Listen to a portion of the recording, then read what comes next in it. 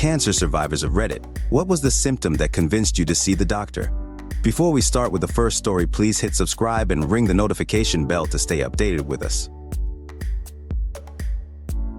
Story 1. My little brother was having night sweats like soaking his bed badly and terrible pain in his pelvic area. The ER kept sending him home for like a month and thought he was a drug chaser due to his age, mid-20 seconds. His blood work was all jacked up and still wouldn't take him seriously until his wife, who was a nurse at the hospital, forced the issue, and then they found part of his pelvic bone eaten away due to acute lymphoblastic leukemia. He's now 3.5 years post-bone marrow transplant and traveling to Germany soon to meet his life-saving donor later this year. Story 2. I was putting on my bra one day and felt a lump the size of a golf ball. Freaked out and went to the ER. They did an ultrasound and said it was nothing but would schedule another ultrasound in 2 days. Did that one, and they said it was nothing. A couple days later, my doc called me because she saw that I had them done. She didn't trust the results and sent me to a breast assessment center. They did a mammogram and said that they would schedule a biopsy. Did the biopsy a week later. It was cancer. Within a month, it was the size of a softball and in my lymph nodes. Aggressive chemo, a double mastectomy, and a year's worth of maintenance chemo later, I'm good. February 2nd, I was 6 years cancer-free. Story 3. Once I went in for a hernia operation. When I woke up, there were a bunch of doctors standing around me looking concerned. They said there were complications when they went in. They noticed my appendix was about to explode, so they took that out instead. I thought that was a good idea and asked when they could fix the hernia. They looked at each other and said the appendix looked a little weird, so they sent it to the lab and they'd get back to me. Turns out it was appendix cancer. Story 4. My speaking voice dropped over an octave over a period of a few months. My ears hurt all the time. No matter what I drank, I constantly felt like there was something stuck in my throat. I was eating Benadryl every few hours, convinced it was allergies. Eventually, I was so hoarse that I could hardly do my job. Vocal cord cancer. Laryngeal. 2 years cancer-free. I did come out with a very Hollywood leading lady voice meets Janis Joplin. I actually kind of like it, and I very much like being alive. Story 5. A fever of 102 to 103 for 4 days straight, extreme exhaustion. And then I started having terrible night sweats. I've already had 2 heart transplants, so I'm pretty used to toughing it out when I'm sick. I waited for 4 weeks to go to the doctor. The first doctor couldn't find anything wrong with me and said to take Tylenol for the fever. I had a weird feeling, so I booked an appointment with my old pediatrician, even though I was 19. After 5 minutes of looking at me, he felt my lymph nodes and down my spine and told me to go immediately to the ER. When I asked him why, he said, just go. Turned out I had tumors in my lymph nodes, on my heart, and it had spread to my spine. Stage 4 Hodgkin's lymphoma. My pediatrician saved my life. Story 6. Extreme fatigue. I'd sleep the whole night, only having roughly an hour's worth of energy in the morning before feeling wiped from doing something as basic as eating breakfast. I had chalked it down to just having a lingering flu since the fatigue, dull body aches, and overall feeling of malaise felt super familiar. Yup, I wasn't expecting cancer at all. Ida, for those who keep asking. It was lymphoma, but initial blood work didn't pick up anything alarming. A more extensive panel was ordered, and something obviously caught the attention of doctors that time. And I also underwent a CAT scan. Story 7. Not my story, but my dad's story. About 25 years ago, my parents' best friend was in her 40s and dying of leukemia. They had caught it pretty late. My parents were both pack-a-day smokers at the time. They decided that they should make some changes in their life, quit smoking, and get some general screenings just in case. It turned out that my dad, also in his 40s at the time, had a pretty aggressive form of prostate cancer. He was lucky that he got checked when he did, because he probably wouldn't have lived to see 50 if he ignored it. They did surgery and followed up with radiation and chemo. He's been cancer-free for over 20 years now. So, to Op's question, there were no specific symptoms for him, just an introspective urge to not be in the same boat as his friend. Story 8. Not me, but my dad, and not quite related, but he had lower back pain, unrelated to the disease, and went to see the doctor.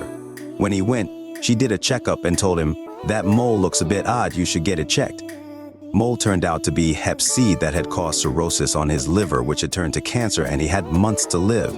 He went straight to the top of the transplant list and got a new liver. That was over 10 years ago. He's doing well now. Story 9. My son, 4YO at the time, had some leg pains off and on for a week, and later he was just laying on the couch not playing for a couple days because he was tired. We thought it was odd he wasn't acting wild like normal, so my wife took him to his pediatrician and they took blood samples. An hour later, we got a call from the pediatrician and they told us to pack a bag and go to the ER. We found out he had leukemia after a lot more blood work. 3 years later, he finished treatment.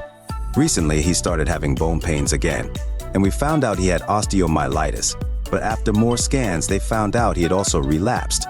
We're a few days away from his bone marrow transplant. Thankfully, everything has been going well so far. Story 10. This is going to sound crazy. I had a sore on my stomach, and whenever I had sun exposure, it would get red and itchy and then scab. I just thought it was an irritation, so I put it off. Every night, I would have this recurring dream with someone telling me to go to the doctor and pointing at the spot on my stomach. So I made an appointment with my doctor, and here I had basal cell skin cancer.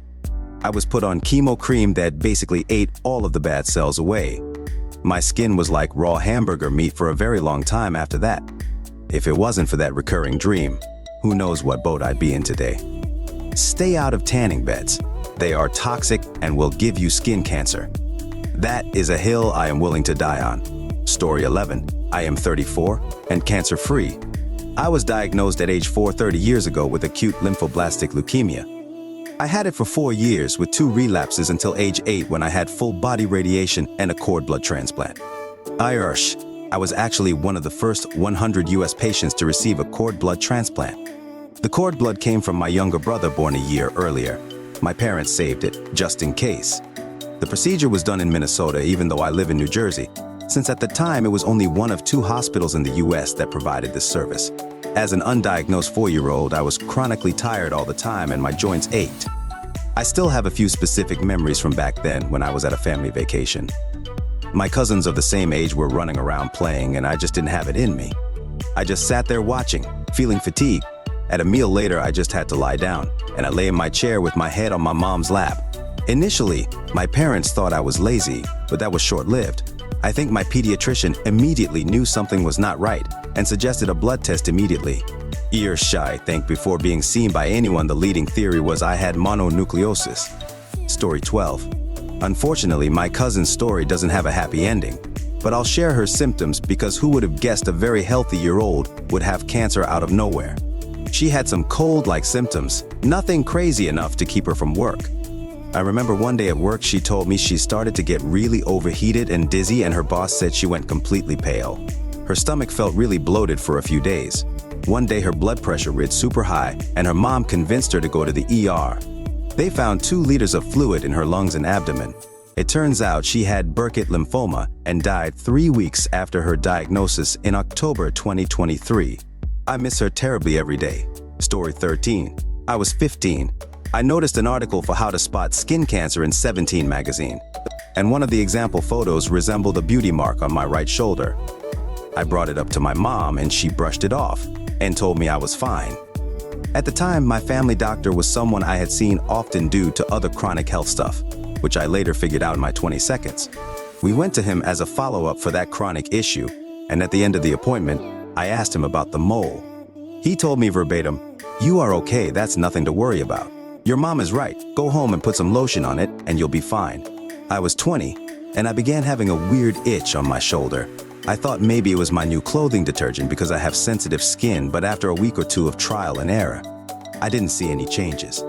I saw my mole was inflamed, I assumed from the itching, and decided to keep an eye on it.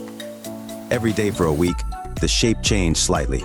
At first I thought I was crazy, but I took photos to keep track. On the last day, I stepped out of my shower and I looked in the mirror to see blood. It had started to bleed, without much reason to. That night I made an appointment with a dermatologist, and within another 7 days I was admitted to oncology. It was 3 weeks before my 21st birthday. Turns out I had stage 4 melanoma.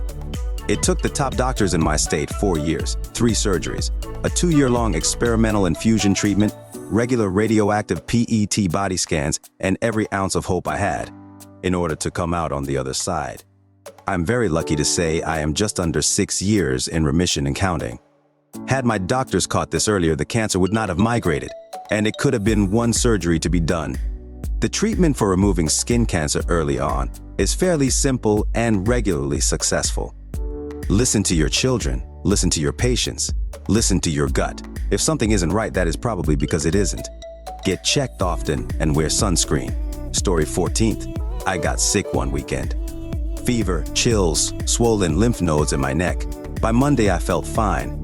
The lymph node on the left side of my neck remained slightly swollen. Didn't think much about it until months later when I had a persistent sore throat. It didn't hurt much, just like when you wake up after snoring all night. You get a drink of water and the pain goes away. Except it didn't. So I went to an ear, nose, and throat guy who scoped me and said there was something going on there, so he sent me for a scan. Then he sent me for a scan with contrast. Then he sent me for a biopsy, and I had throat cancer. A few months of daily radiation treatments and every other week chemo, and one last scan, and I was told the throat cancer was in remission. Yay, but I was told there is something in your lower abdomen that bears looking into. A couple colonoscopies and a biopsy later, and I had colon cancer. The throat cancer hadn't spread, it was just an independent development. The colon cancer was resolved with surgery, no radiation or chemo needed. Had several years of clean follow-up testing and all was well, until my yearly physical showed a dramatic increase in my PSA, prostate-specific antigens, IRIs. Went from 0.3% last year to 13.5% this year. That's a pretty dramatic increase and prompted a visit to the urologist. He found such a dramatic increase to be somewhat suspicious and ordered a retest. He also checked my prostate and found nothing unusual. The new test came back at 0.5%, so there was nothing to worry about this time. But now it's one more thing I have to worry about. So if you've got some symptoms that can't be explained, get it checked out. It isn't always something to worry about, but sometimes it very much is. Edit.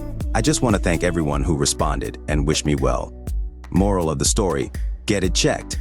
If the doctor poo-poos it, get it checked by a different doctor.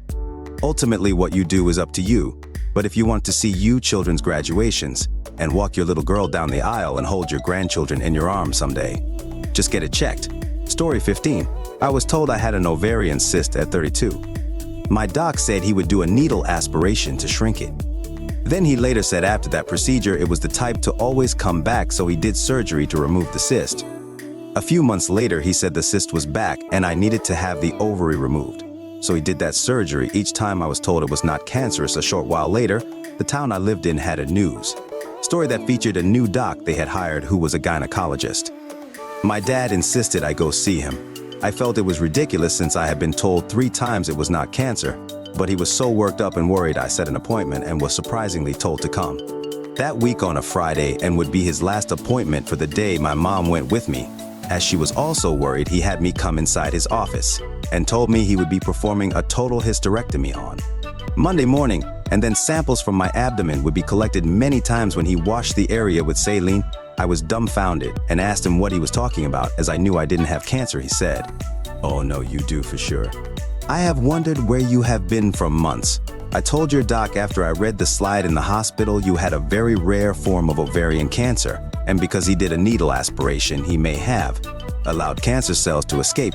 I think my original doc messed up and keep trying to correct the problem. WO telling me he messed up. I am now 61 and have been cancer-free for almost 30 years." All right, folks, that's a wrap. If you like more of this, please hit the thumbs up and subscribe to the channel. You can also share your thoughts in the comment below. I'll see you in the next video.